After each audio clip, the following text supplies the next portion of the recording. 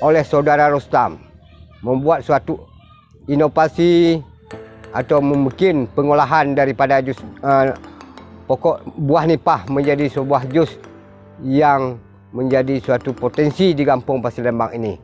Maka insya-Allah dengan ada potensi daripada saudara Rustam membuat suatu jus nipah sekarang sudah berkembang pesat, khususnya di Pasir Lembang Rata Warung, mungkin di daerah Kecamatan Bakongan, sekarang sudah bersebar seluruh Aceh Selatan, sudah ada perkembangan daripada jus nipah. Nipah merupakan tanaman potensial yang memiliki prospek yang luar biasa untuk dikembangkan menjadi produk yang bermanfaat bagi masyarakat, khususnya Kampung Pasir Lembang.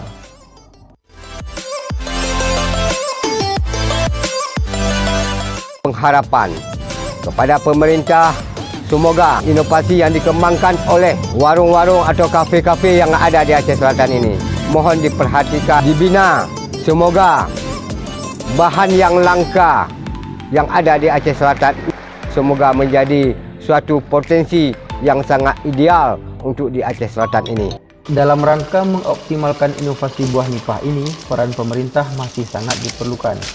Permasalahan yang dihadapi masyarakat dalam upaya mengoptimalkan pengolahan buah nipah adalah minimnya pengetahuan masyarakat tentang cara pengolahan buah nipah, kurang tersedianya pasar, kurangnya modal, hingga minimnya informasi yang sampai ke masyarakat tentang potensi buah nipah ini.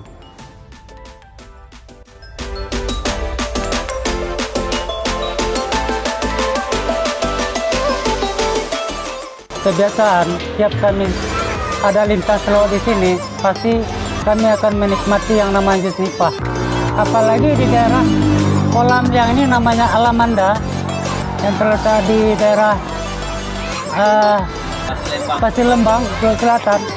Ini merupakan, seingat kami, beliau yang pertama mengembangkan jus nipah di daerah ini. Mudah-mudahan jus nipah ini bisa lebih diminati oleh masyarakat sekitar yang ada di sini. Oke, demikian.